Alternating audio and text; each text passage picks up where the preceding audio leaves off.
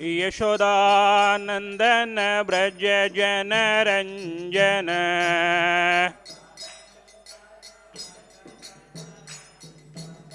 यमुना तीरावनचारे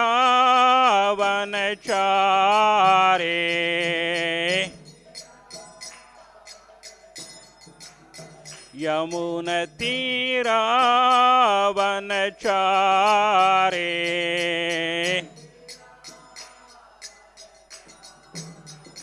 जय राधा माधवा कुंज बिहारी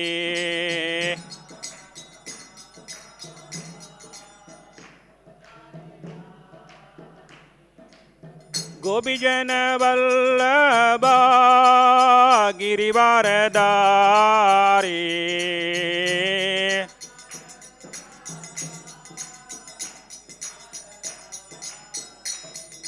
यशोदानंदन ब्रज जन रंजन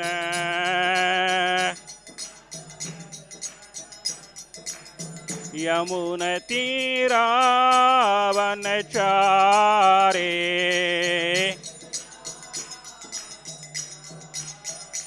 जय राधा माधवा कुंज बिहारी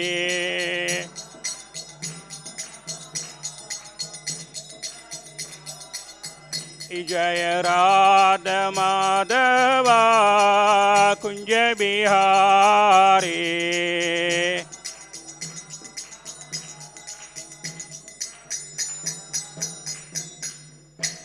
जय ओम विष्णुपाद परमहंस प्रेरजगाचार्य स्तोत्र सर श्रीमद अभय चरणरविंद भक्ति वेदांत स्वामी श्री प्रभुपाद की जय ISKCON BBT founder Shri Prabhupada की ग्रंथराज श्रीमद भागवतम की गौरव प्रमणदे.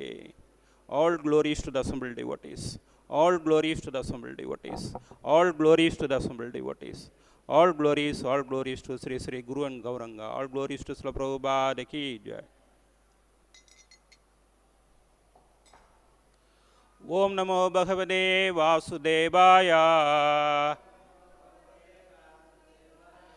Om Namo Bhagavate Vasudevaya.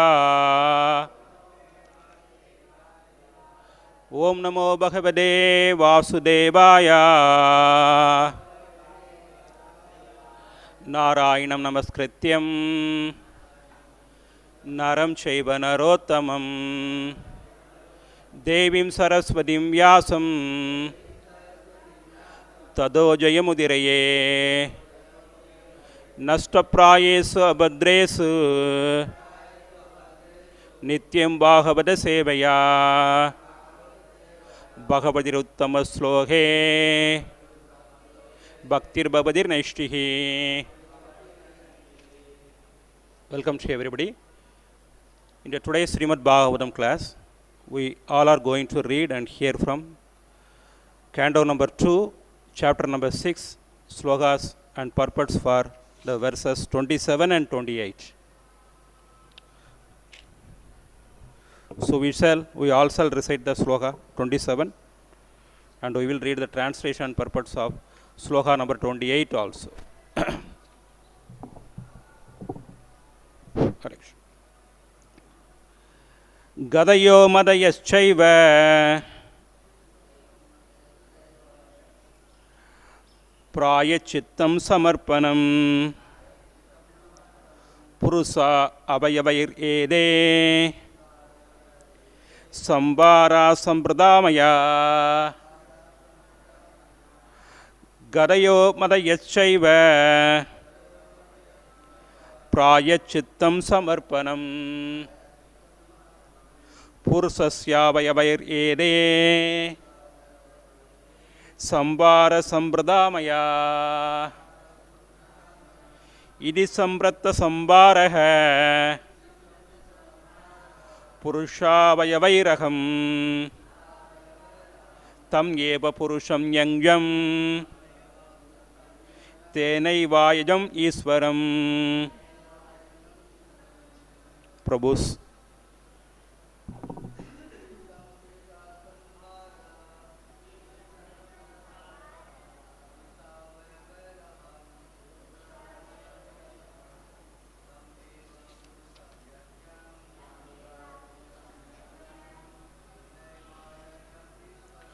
Tenaivaayajam Iswaram. Idi sambhṛtā sambhārāḥ.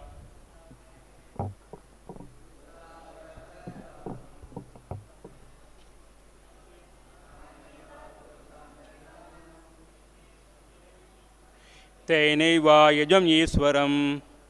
Matayaś. Idi sambhṛtā sambhārāḥ.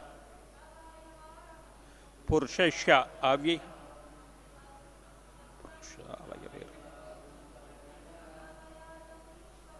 Tenaivaayajam Iswaram. Idi sambhṛtā sambhārāḥ.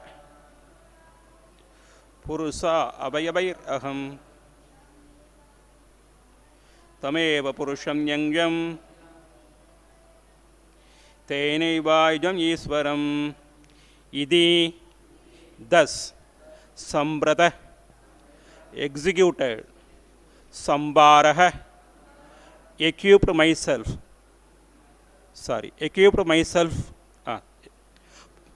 puruṣa, the personality of Godhead, avayavaiḥ, by the parts and parcels, aham, I, tam eva, unto him, puruṣam, the personality of Godhead, yangyam, the enjoyer of all sacrifices, tena eva, by all those, ayajam, worshipped, Iswaram, the supreme controller.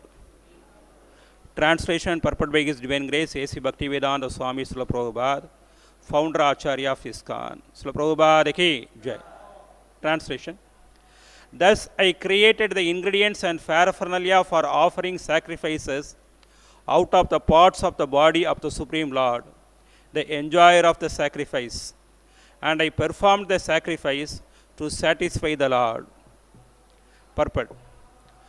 People in general are always anxious to have peace of mind or peace in this world, but they do not know how to achieve such a standard of peace in this world. Such peace in the world is obtainable by the performance of sacrifice and by practice of austerity. In the Bhagavad Gita, sloka number 529, the following prescription is recommended. Bhoktaram nyingjadabasam sarvaloka maheswaram sugridum sarvabhudana jnatva mam santim rikshati. The karma yogis know that the Supreme Lord is the factual enjoyer and maintainer of all the sacrifices and of the austere life. They also know that the Lord is the ultimate proprietor of all the planets and is the factual friend of all the living entities. Such knowledge gradually converts the karma yogi into a pure devotee of the Lord through the association of unalloyed devotees, and thus they are able to be liberated from material bondage. Brahma, the original living being within this material world, taught us the way of sacrifice. The word sacrifice suggests dedication to one's own interest for the satisfaction of a second person. That is the way of all activities. Every man is engaged in sacrificing his interest for others, either in the form of family, society, community, country, or the entire human society. But perfection of such sacrifice is attained when they are performed for the sake of the Supreme Person, the Lord. Because the Lord is the proprietor of everything, because the Lord is the friend of all the living creatures, and because He is the maintainer of all the performance of sacrifices, as well as the supplier of the ingredients of the sacrifice, it is He only and no one else who should be satisfied by all the sacrifices. The whole world is engaged in sacrificing energy for the advancement of learning, social upliftment, economic development, and plans for total improvements of the human condition. But no one is interested in sacrificing for the sake of the Supreme Lord, and it is advised in the Bhagavad Gita. Therefore, there is no peace in the world. If men at all want peace in the world, they must practice sacrifices in the interest of the Supreme Proprietor and Friend of all. Srila Prabhupada ki jai. Om Jnanatimurandasya Jnananjana Salahaya Saksuran Mridam Yena Dasmai Sri Gurube Namaha Sri Krishna Chaitanya Prabhu Nityananda Sri Advaita Gadadhara Sri Vasari Gaura Bhakta Vranda Hare Krishna Krishna Krishna Hare Hare Hare Rama Rama Rama Hare Hare. We all have been reading the second canto of Srimad Bhagavatam, 6th chapter here. Srila Prabhupada has given a title for the whole second canto of Srimad Bhagavatam as post-creation.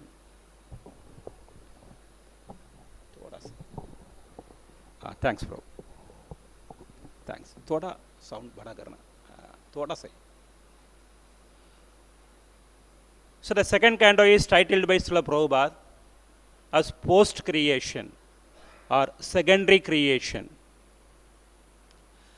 Srila Prabhupada has titled the first canto of Srimad Bhagavatam, his purport, as the primary creation. So in the creation of the Supreme Lord, there are two stages are there. Primary creation and secondary creation. That is known as sargaha and visargaha. This point is explained in the second canto of Srimad Bhagavatam. The second canto of Srimad Bhagavatam gives a list of the 10 subject matters discussed in the pages of Srimad Bhagavatam. What are the 10 subject matter of Srimad Bhagavatam? Atra sargaha, visargaha, sthanam, poshanam, manvandra, ishanukadaha. Thanks, Prabhu. So the Srimad Bhagavatam gives information about the primary creation of the Supreme Lord, which is known as sargaha or karana srishti. Srimad Bhagavatam gives information about the secondary creation by Lord Brahma also, that is known as visargaha or karya srishti. The primary creation is explained in the Srimad Bhagavatam, especially in the first sloka of the first canto of Srimad Bhagavatam. Correct? Janmadi ashyadaha. Everything got created from the Supreme Lord. Everything got originated from the Supreme Lord. The Supreme Lord is the ultimate cause for all the causes of creation, sustenance, and destruction also. Again, in the first canto of Srimad Bhagavatam, we see that in the third chapter of the first canto, first 3 slokas, they speaks about the primary creation. In that particular section of Srimad Bhagavatam, we are able to hear that the Supreme Lord expanded himself into 3 puruṣa avataras for the sake of creation. The Lord expanded himself into Karnagragasaya Viṣṇu, then Garbhadagasaya Viṣṇu, then Sraudhagasaya Viṣṇu for the purpose of the creation and sustenance of this material creation. So that is the reason Srila Prabhupada has titled the first canto of Srimad Bhagavatam as primary creation. But in the episodes, in the incidents of the second canto of Srimad Bhagavatam, we hear in so much detail about the secondary creation by Lord Brahma. Here the secondary creation is explained. So in that particular aspect, we hear from the second canto of Srimad Bhagavatam in the first chapter and second chapter. There, Sukadeva first gives answers for the questions raised by Maharaj Pariksit on the bank of Ganges. Correct? He gives the conclusive answer.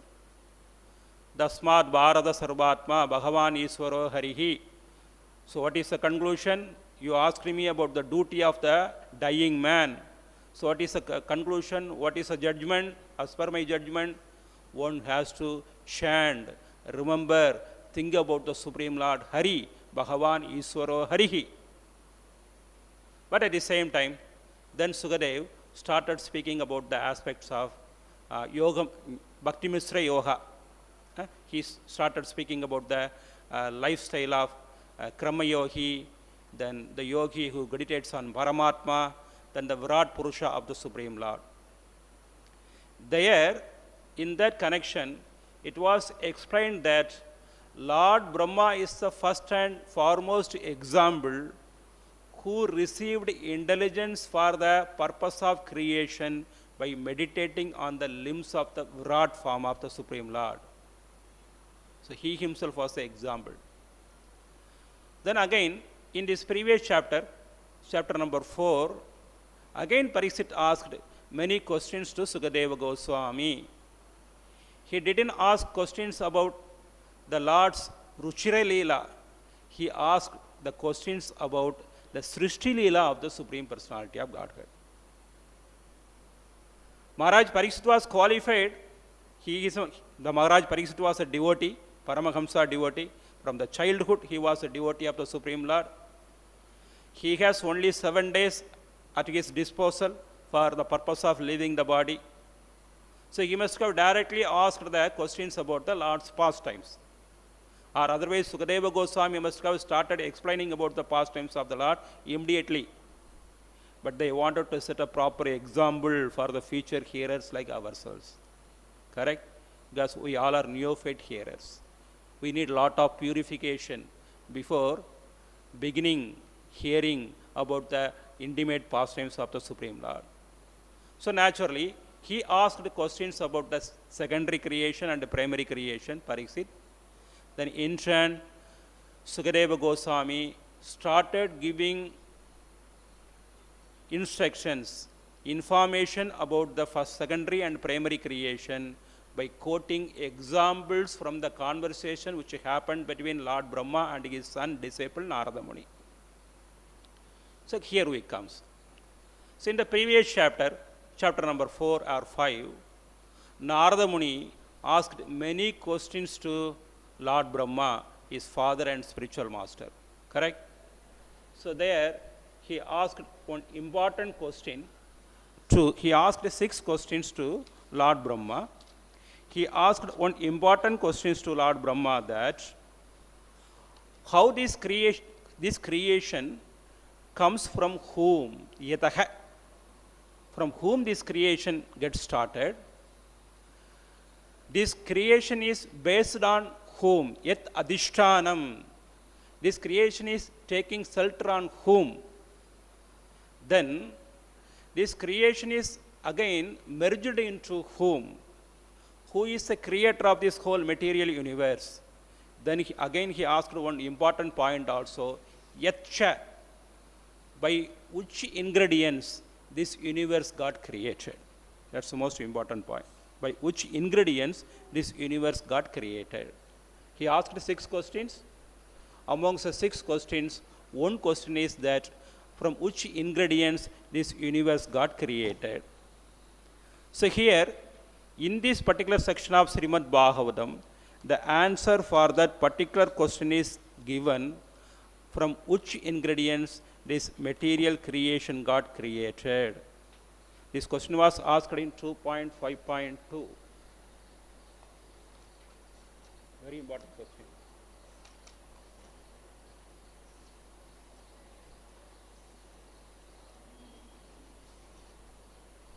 Yes. In the 2.5.2, Narada asked this question to his father, Lord Brahma. Yat rūpam yat adhishtanam yatakasrashtam idam prabho yat samstam yat param yatcha tat tattvam vada tatvadaha tat tattvam vada tatvadaha. Please speaks about these particular truths, about the symptoms of the manifestation. Yat rūpam yat adhishtanam. What is the background of this particular creation? Yatakasrashtam. From whom this universe got created. Idam prabho. Oh, my dear Prabhu, the Lord Brahma. Yet samstam, yet param yatcha. Param means the Supreme Lord, under whose control this material creation got created. Yet cha, that as per the Sandhi rule, it has turned into yet cha. Yet cha, from which ingredients the Lord created this material universe. So here, in this particular section of Srimad Bhagavatam, the answers were given for this particular question from sloka number, practically speaking, from sloka number 23 onwards. From 23 onwards, Lord Brahma gives answers for these particular questions from which ingredients the material creation got created. So in the creation of any object, any subject, we have 2-3 ingredients. For the creation of anything, for example, take the creation of a cell phone, or a creation of a mud pot, or creation of a pen, or a kartal. For the creation of any subject or object, we need ingredients for creation. Another thing is, we need a person for creation. Creator is needed. For creating, we need ingredients also. So in the case of creation of objects, different objects within this material world, generally the creators are the living entities which are living in the body of human beings or any other species of life. Correct? Even birds create. They make beautiful nests for living. And human beings create many things within this material world. We see from our experience, human beings create aeroplanes, they produce cell phones, they create big buildings, cities, etc., etc. So for the creation of any objects, human beings use the material ingredients given by the Supreme Personality of Godhead, and they create. But in the case of the creation of this material world, Lord Brahma is a secondary creator, and Lord Viṣṇu is the primary creator. He is the creator, and the ingredients which were used for the creation is also generated from his own body. That's the most important thing. That's the main difference between the creation of the tiny human beings and the creation of the Supreme Lord. So what the Srimad Bhagavatam sloka first says? Idara chartesu, anvayit idara chartesu. The Lord is the direct cause for the creation also, and He is the indirect cause for the creation also. In Sanskrit, it is known as nimitta karanam and ubādāna karanam. The immediate cause is known as ubādāna karanam, and the ultimate cause is known as nimitta karanam. So in the creation of any material object, the ubādāna karanam is the material ingredients which is already available within this material creation, and the nimitta karanam is the jiva. But in the creation of the whole world, the Lord is the both nimitta karanam and ubādāna karanam. Here we are only nimitta karanam, not ubādāna karanam, because the material cause is not our ingredients. It is the ingredients given by the Supreme Lord. So this point is very elaborately discussed by Srila Prabhupada in his purports to the first verse of Srimad Bhagavatam. As Srila Prabhupada says that big scientists like Einstein, they create many things. They invent something. But in the matter of creation of any material object, human beings, even great scientists, are not independent. They are dependent. Why they are dependent? Because they are dependent on the material nature for the creation of, bringing the ingredients for any creation of any object. Second, Srila Prabhupada also writes that for creating one thing you need intelligence also, and that intelligence is also supplied by the Supreme Lord. The ingredients is also supplied by the Supreme Lord. So naturally, in all respects, we human beings are dependent on the Supreme Lord for creation. So we are not independent at all. But after creating something, producing something, we proclaim, we advertise that I am the creator. But it is false. We are dependent on the material nature, we are dependent on the Supreme Lord. But in the case of the Supreme Lord's creation, He is both ubādāna karan and nimitta karan. Why? In Srimad Bhagavatam verse number 1, these points were very explained by Viṣṇu Chakravarti Thakur in his commentary. Why the immediate material cause is the Supreme Lord?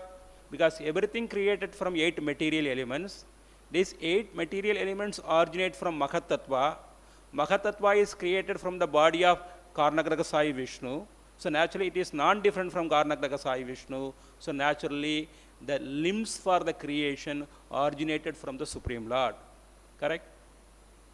Then how the creation takes place? The pradhana, it gets agitated by time energy. Because of the influence of the time energy, the creation gets started. Then it gets activated also. But time is non-different from the Supreme Lord. The time is the agency of the Supreme Lord within this material creation. As the Lord is the ultimate nimittakaran for creation also. Okay? Kalak kalayadochaham. It is said by Lord Sri Krishna in Bhagavad Gita. Within this material world, kalaha, kalam is the representative of the Supreme Personality of Godhead. So here, Lord Brahma accepts this particular point that he said that I got created, I took birth from the body of Garbhadaka Sai Viṣṇu in the beginning of the creation. Then I got the inspiration to create. Then I got the inspiration to do sacrifices also. Of course, in Bhagavad Gita, Krishna says in the 3rd chapter of Bhagavad Gita that in the beginning of the creation, I created Lord Brahma and demigods and blessed them by saying that do sacrifice. I gave the order to the human beings, do sacrifice. Because by the process of this sacrifice, both human beings and demigods will live very happily. Correct? The Lord gave the instruction to everybody.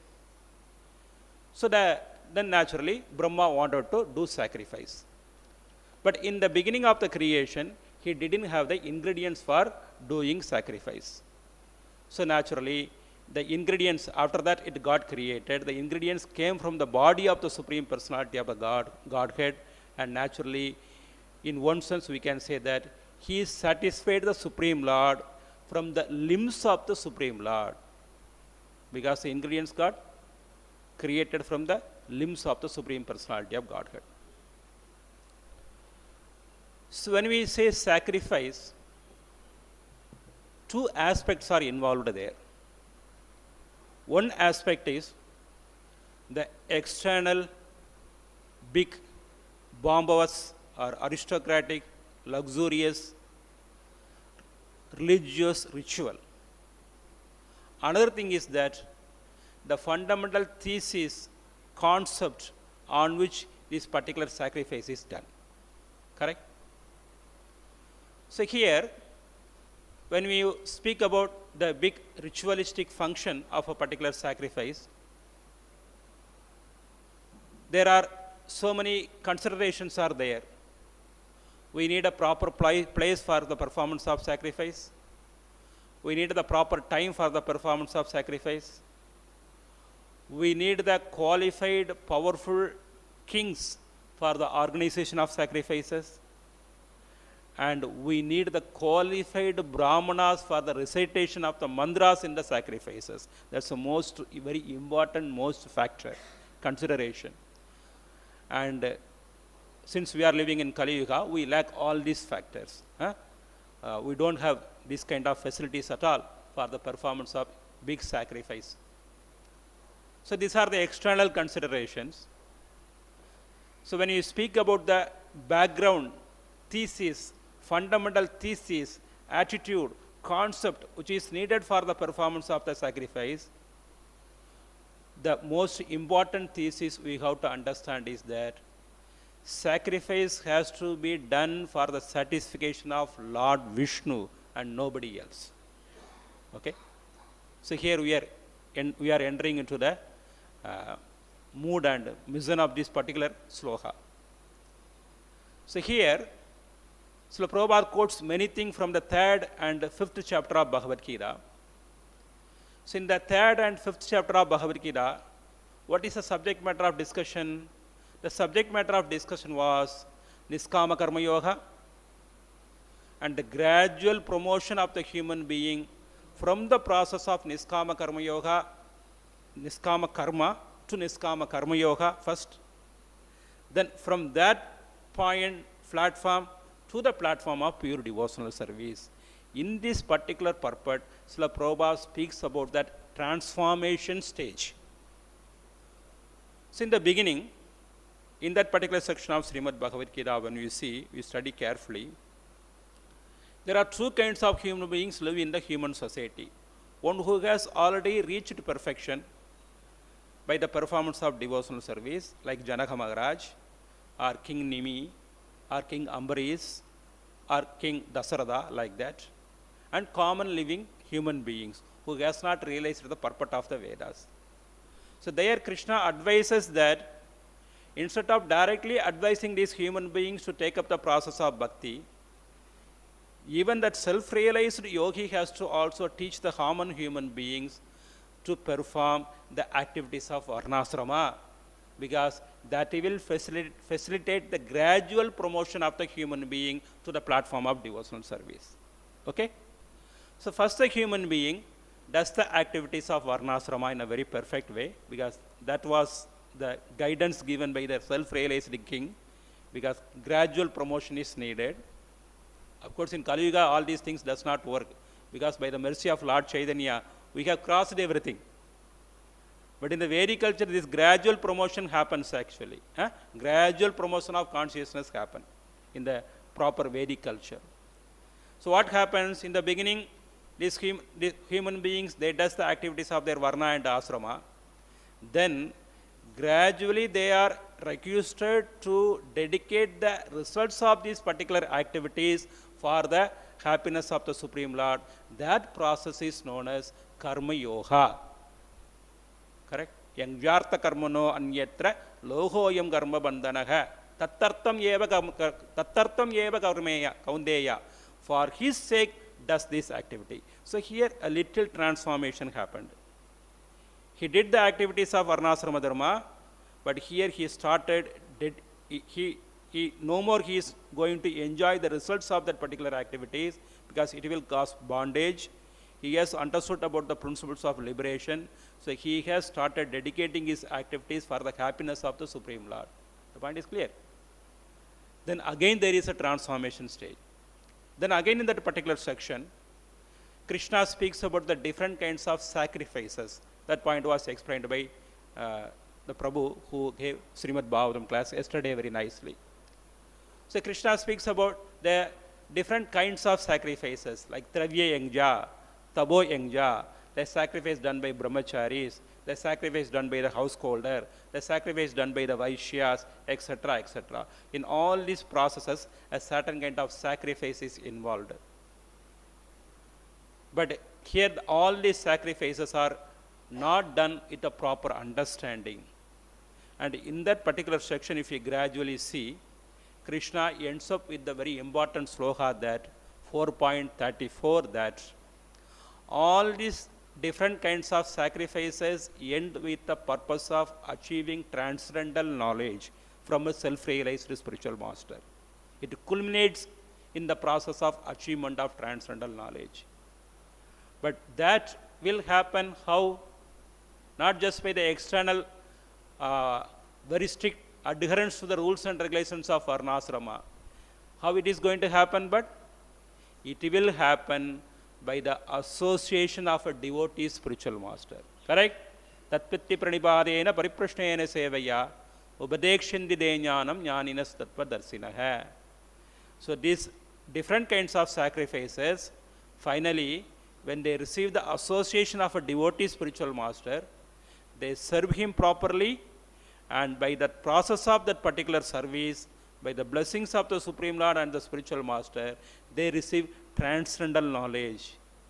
What transcendental knowledge? Then they realize the transcendental knowledge. Not only I am a spirit soul, that knowledge they received in the process of niskama karma yoga itself. Correct? But that is not enough. Now the identity of that eternal soul has to be also defined. That realizations happen only in this particular stage of serving the spiritual master. What happens here in this particular stage? He realizes, not only I am an eternal soul, I am a servant of the Supreme Lord eternally. Dasabudor evaha I am always the servant of Hari only. Jivera Surubhai Krishnera Nityadasaha. I am always a servant of Supreme Lord Hari only. So naturally, instead of doing first the routines of Varnasrama, then giving it, dedicating that activities for the happiness of the Supreme Lord, directly I will start serving the Supreme Lord. So he gets elevated to that highest platform in that particular stage by serving the spiritual master. So Srila Prabhupada here, he speaks about the benefits of the sacrifices and the demerits of not doing sacrifices. So here, Srila Prabhupada quotes that important sloka from the last section of 5th chapter of Bhagavad Gita. So there Krishna gives the conclusion to whom the sacrifice has to be done also. Who is the bona fide recipient of that particular sacrifice. Correct? Previously we heard about different kinds of sacrifices. But now the sacrifice which is done based on the real transcendental knowledge, that is explained here. So after the reception of transcendental knowledge, one should understand that one should do sacrifice for the happiness of Lord Viṣṇu. Only that will make human beings and human society happy. Bhaktaram, who is the bona fide recipient for the performance of sacrifice, that is my Lord Sri Krishna. I am the ultimate enjoyer of any bona fide sacrifice. Krishna does not speak this statement in a very, we can say, very like a dictator. You have to believe this. You have to accept that. He gives some valuable reasons for that also. Why I am the bona fide recipient of the performance of sacrifices? Because I am the proprietor of everything. Sarvaloka Magaiswaram. All this material, I am the proprietor of all this creation, all this material and spiritual creation. And I am the well-wisher of everybody also. So naturally, all the results of sacrifice has to be offered to me only, not to anybody else. If you do that, you will not receive that spiritual happiness. So Srila Prabhupada, in the second part of the purport, he speaks about the pathetic condition of the present day, modern day society.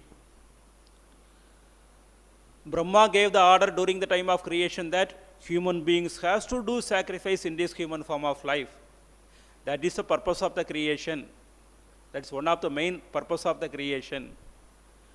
But the modern day citizens of the modern day society think themselves as more intelligent than Lord Brahma and the followers of the Vedas, that they have neglected the process of doing sacrifice at all. Of course, we don't have ideal Brahmanas, ideal Sadriyas to guide the human society in this respect also. Most of the population of the modern day society are in the level of just Sudras. So they don't have any idea about doing sacrifice at all. So instead of doing sacrifice, we see that they waste their human energy in the development of, in the service of so many different aspects. Correct? We are seeing that they are spending their human energy in the creation of big cities, big towns, and spending their energy in unnecessary sports events and in the production of many films, maybe short-term films or long-term films, and in writing so many unnecessary mundane episodes, etc., etc. So by performing these kinds of activities, nobody can become happy. And Srila Prabhupada speaks about the different other kinds of sacrifices also.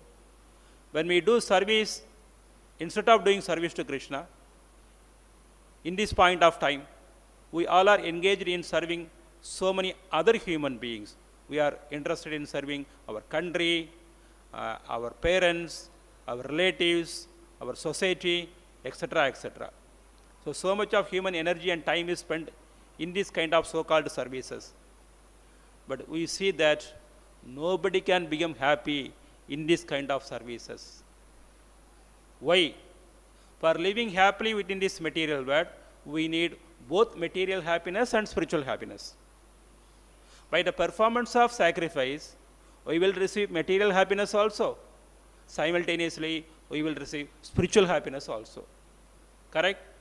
That youngest circle, that circle of sacrifice was beautifully explained by Srila Prabhupada, by Krishna in the 3rd chapter of Bhagavad Gita. By the performance of sacrifices, demigods get satisfied. As a result, they supply all the needed material necessities for the human beings, which cannot be produced in the factories at all. Rain cannot be produced in the factory. Sunlight cannot be produced in the factory. Grains cannot be produced in the factory. All these things can be produced only by the mercy of the demigods. So demigods supply all the necessities of the human beings. So at least human beings can eat all these ingredients very nicely, and they can lead a beautiful, healthy material life first. It will give them enough material satisfaction. Then, by serving the Supreme Lord, by sacrificing everything for the sake of the Supreme Lord, they fulfill the fundamental dharma of the eternal platform also. What is that eternal dharma? Namevudu swartakadigim Viṣṇum. They serve the Supreme Lord also. So naturally, by serving the Supreme Lord, they will receive spiritual happiness also. So by the performance of sacrifice, one will receive both material happiness also, one will receive spiritual happiness also. But in the modern day society, since human beings are not engaged in the process of sacrificing everything for the happiness of the Supreme Lord, neither they are endowed with material happiness, nor they are endowed with spiritual happiness at all. They are just struggling, suffering. It is going on. Of course, they will not accept this particular point when we say to them actually. They will say we are happy, but actually they are not happy. Because first, to understand whether I am happy or not happy, we have to situate ourselves in the mode of goodness.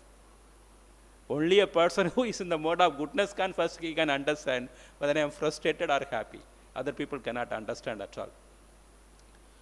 So here, finally speaking, sacrifice has to be done for the happiness of the Supreme Lord. Then we can become happy. If the sacrifice is done with some other motive, we cannot become happy at all. We hear from the 10th canto of Srimad Bhagavatam the story of the Brahmana's wives got blessed. Big sacrifice was done by the expert Brahmanas of the Madura city during the time of Lord Sri Krishna. But they performed sacrifice with the desire to promote themselves to the Swargaloka. Correct? That is the reason they didn't have the proper understanding about the thesis of sacrifice. They were very expert in the external performance of sacrifice, but they didn't know the fundamental thesis of the sacrifice. So as a result, what happened? The ultimate aim of doing sacrifice is to satisfy Lord Viṣṇu. There Krishna personally came and he asked for food actually. Actually speaking, there is no need of doing that particular sacrifice at all. The Lord has come directly and he is asking for food. And they must have given the food, but they didn't want to give the food. On the other hand, the wives of the Brahmanas, they didn't know the external art of doing the sacrifice, but they know the thesis for, they have understood the proper purpose of doing the sacrifice, which is the satisfaction of Lord Viṣṇu. As a result, what happened? When the same associates, cowherd boys, the friends of Lord Sri Krishna, went to them and asked for the food, immediately they gave the food and satisfied the Lord. That's a very important section of Srimad Bhagavatam. That particular section was quoted again and again by Jiva Goswami in his Bhakti Sandarbha. After that, what happens? The Brahmana's wives got blessed by the Supreme Lord. They received Prema Bhakti and they showed the symptoms of the Prema Bhakti. They become so happy, they started shedding tears. Then the Brahmanas lamented. That is my point. They were lamenting. They were lamenting like this. We were big Brahmanas, well educated in the different aspects of doing sacrifice and Vedas, but we cannot receive the Prema Bhakti. On the other hand, our wives were not so much educated, but they were blessed by the Supreme Lord. They received the process of, they received Prema Bhakti. and they were so happy. We are so unhappy. Their lamentation was explained in that particular section of Bhagavatam in 5-6 verses actually. They lament that what is the use of this higher birth? What is the use of the second birth, second initiation? What is the use of this Vedic study? Ultimately, there is no use because it has not promoted me to the platform of pure devotional service. So they lament. So my point is, Srila Prabhupada here writes that is the reason.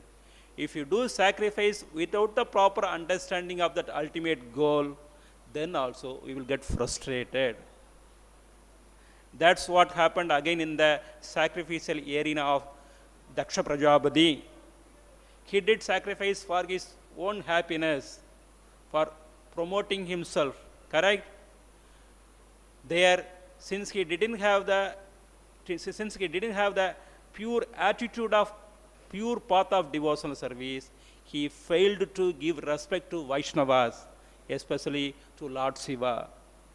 So what happened? Instead of giving happiness, that sacrifice ended with calamity, fighting, dissension, quarrel, frustration. That were the results of the sacrifice done by Prajapati Daksha. So naturally, sacrifice has to be done with this proper understanding. Bhoktaram Yangjatapasam Sarvaloka Maheswaram Sugridum Sarva Budana Nyatma Mamsandi Richari. One has to do like that. Then finally speaking, 2-3 points. How we can understand? The modern people, they may say that you are saying we are unhappy. No, we are happy. So Prabhupada here writes that people of the modern day world are not happy because they are not doing sacrifice. But as a devotees, first we can understand, since we are releasing happiness even in the process of sadhana stage, we are able to understand they are unhappy. Their unhappiness, their state of unhappiness can be understood through various external symptoms. What are the external symptoms? The main symptom is that they always change the object of their enjoyment. It means they are not happy at all. They always change the methodology of their life. Sometimes they want to watch cell phone, then they throw it away, they switch on to TV. Then they throw the TV into dustbin, they go to cell phone. Sometimes they are interested in sports, sometimes they are in monarchy, sometimes they are interested in the system of democracy. It means they are not at all happy at all. They are not happy at all. They always change the object of their enjoyment, the methodology of their life also. Then we know that in the modern day culture, the percentage of suicide, then frustrated people, the number of hippies, fanatics increases day after day. It means the percentage of the level of frustration of the consciousness of the total consciousness of the modern day human society is increasing day after day. It's a fact. Then naturally sacrifice is needed. Then finally speaking, we speak about sacrifice. We spoke about the fundamental thesis concept which is needed for doing sacrifice. But again we come to a conclusion that in the Kali Yuga, we don't have enough qualified Brahmanas and we don't have the qualified Sadriyas for the performance of sacrifice. One side we say that we have to do sacrifice, but at the same time we say that in Kali Yuga it's impossible to do sacrifice. Yes, it's impossible to do this big Vedic sacrifice. This point also explained nicely yesterday by Prabhu. It's practically impossible to do that big Vedic sacrifice. But at the same time, the Vedas, the scriptures, ultimately Lord Chaitanya Mahaprabhu, he has given the proper method of sacrifice for this Kali Yuga. So for this Kali Yuga, the sacrifice of Sankirtana Yajna is prescribed. Because that's the only practical method that can be followed. But 2-3 important points I want to speak at the final session of this particular class. This Sankirtana Yajna is recommended by the Supreme Lord. So naturally the traditional Karmakanda Vadis who used to do big sacrifices may have difficulty in accepting this simple process of taking kartal and taking mridanga and doing just chanting the name of the Lord by some ordinary souls of Kali Yuga as sacrifice. Correct? Because we don't know, we are not able to chant the mantras properly, but we all say that we are engaged in doing sacrifices. That is the reason Jiva Goswami, in a merciful way, he has taken a quotation from Srimad Bhagavatam in his Sarvasamadhini commentary for Tattva Sandarbha and proves that no, externally it seems like an ordinary process of chanting the holy name of the Lord, but it is a sacrifice. So he takes the sloka from the 5th canto, 19th chapter, 24th sloka, he quotes and prove that no, this simple Sankirtana Yajna is sacrifice. It's not just an ordinary process of chanting the name of the Lord. So in this particular section, the residents of Jambudvipa, they offer prayers to the preceding deity of Jambudvipa. So there they quote this beautiful sloka in their prayers actually to the deity of Jambudvipa. In the sloka number 24, many prayers were offered. Specifically the sloka number 24 speaks about this Sankirtana Yajna. Nayatra Vaikunda Kadasudapaha Ne Sadavo Bhagavatas Tattasreha Nayatra Yangjamaka Mahotsabaha Sure Lohopi Navai Sevyadam.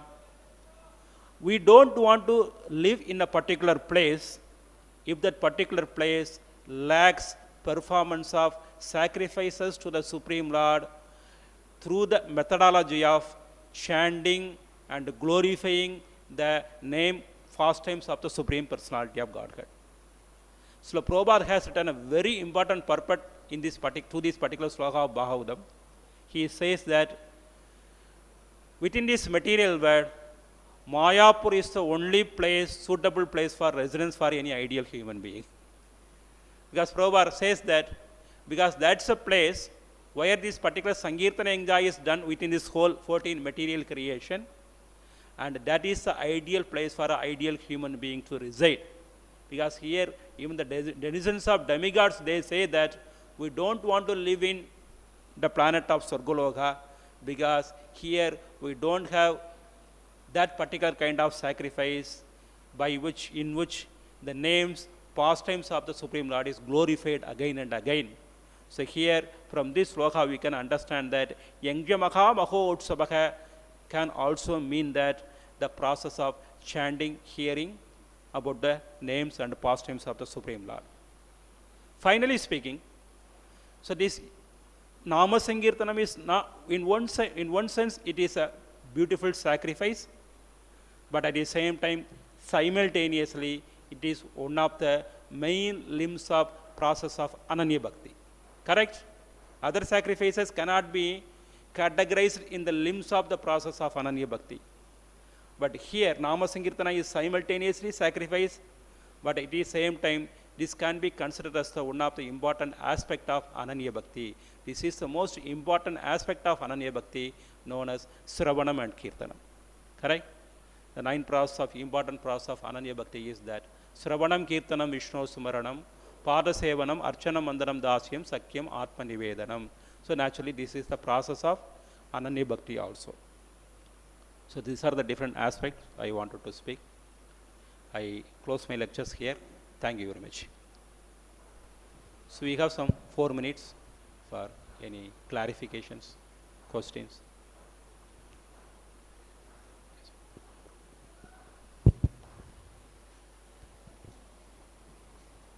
Some people say God, they can't believe in God because they can't see Him. They look through a telescope, microscope. They look to the right, look to the left. They look where people are praying, and they look up and they don't see God. So how can they know that there's God? Yes, Prabhu. So how we can convince them? You are asking them. Okay. Yeah. So why they are so much? Why they are just depending on the pratyaksha pramana? Pramana means prameya means the knowledge. Pramana means the instruments used for the knowledge. Sure, you want to know about the God. You want to see the God. You want to get informations about the God. So why you are demanding only on pratyaksha pramana, the direct experience? Why don't you use other kinds of instruments also? There are so many other instruments for instruments can be employed for receiving knowledge about other different objects. We have nyaya pramana, we have aidihya pramana, then we have shastra pramana. Why don't you accept? The same person that you say that I will not accept shastra pramana, but you are accepting scientific pramana. Whatever the scientists say, you accept without pratyaksha pramana. In 1969, they told that we landed on the moon. But whether you have seen it personally, no. But why you are accepting? So indirectly, you are applying that process that I will accept whatever the scientists say true. So why don't you accept? Why don't you employ the same attitude in the matter of Vedic education also? So you can accept. We can accept the statements of the Vedas. So Shastra Yonitvat, the Lord can be understood only through Shastras. Srila Prabhupada, in one lecture, he says that we can try to prove about the existence of the soul in so many ways. But then Prabhupada says, we have to accept there is soul because Shastra says we are souls.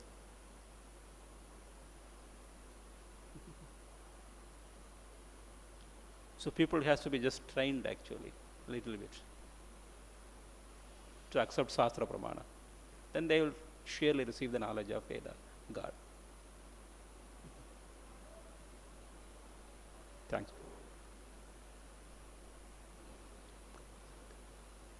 Anybody else? Thank you very much for listening carefully. Hare Krishna, Krishna Krishna, Hare Hare, Hare Rama, Rama